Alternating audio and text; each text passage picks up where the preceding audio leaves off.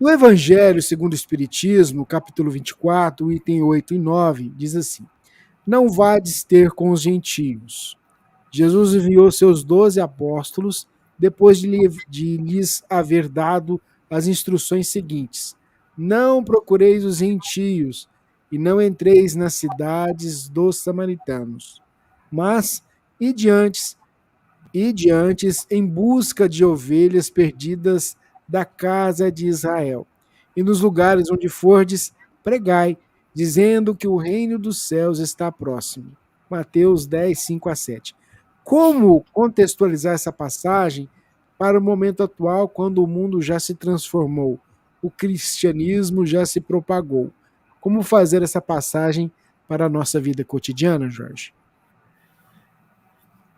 Lendo a palavra antes que está escrito aí, assim, não vades ter com os gentios e não entreis na cidade dos samaritanos. Ide antes as ovelhas perdidas da casa de Israel. Então era para ir primeiro para as ovelhas, depois para os samaritanos e por último com os gentios. Ou seja, era preciso ganhar musculatura espiritual para lidar com o politeísmo.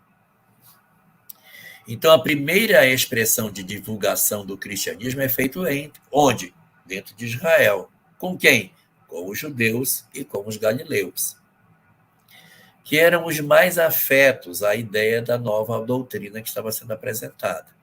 Como os samaritanos tinham outro código de verdades, estudavam apenas a Torá, não estudavam os profetas, oravam no Monte Gerizim, não estudavam no Monte de Jerusalém, não gostavam do templo, tinham bastante restrições com relação ao que acontecia em Jerusalém, seria um grupo mais difícil. Então, primeiro vamos resolver.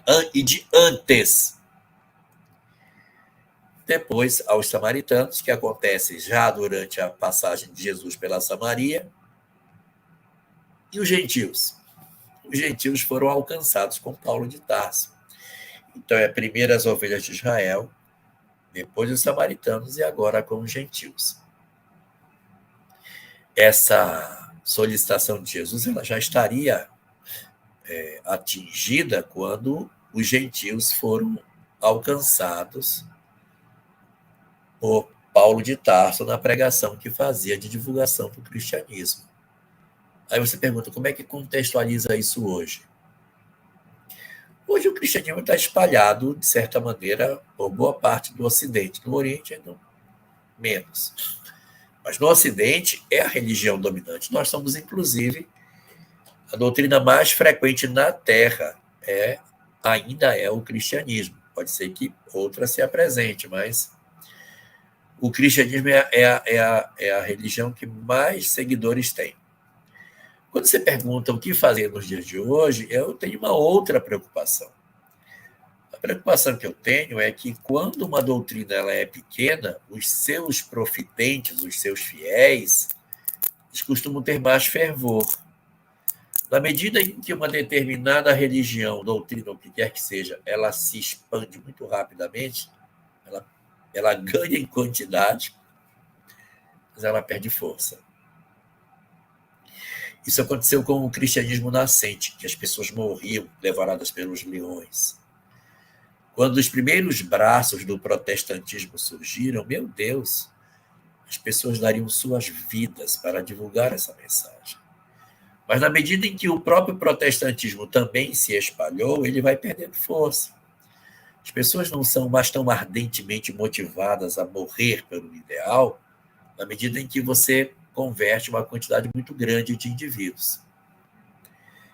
Então, isso aí é uma situação muito comum. Cresceu demais, cresceu rapidamente, perde-se em qualidade. A doutrina espírita ela não tem proposta proselitista. Você se converte se você quiser, e o espiritismo não vai sair procurando pessoas para converter, porque ele não se apresenta como a solução. Se apresenta como uma solução para os nossos interesses espirituais. Então, como é que a gente contextualiza isso nos dias de hoje? Observando de maneira parabólica que a gente vai atender primeiro os que estão mais próximos do ensinamento que a gente quer. Quem é que está mais parecido com os judeus daquela época? são os que estão mais afetos ao conhecimento espiritual. Então, atender primeiro esse. Quando a gente atender a esses e já tiver preenchido, a gente vai alcançar um segundo grupo, os que também têm certa proximidade com esse conhecimento, mas têm outras visões diferentes. Mas quando a gente já está mais desenvolvido, a gente alcança esse grupo. E, por fim, os gentios, os que são totalmente diferentes daquilo que a gente pensa. Esses só lá mais para frente, quando a gente tiver tido a experiência de lidar com os que pensam parecido, mas não exatamente igual a nós. O importante é divulgar a essência da mensagem e não converter as pessoas a rezar no mesmo livro, do mesmo jeito que a gente faz. O importante é a divulgação das verdades espirituais, porque é isso que consola e que liberta as criaturas, e não uma doutrina, um livro em particular, mas a verdade transcendente que está na lei da natureza.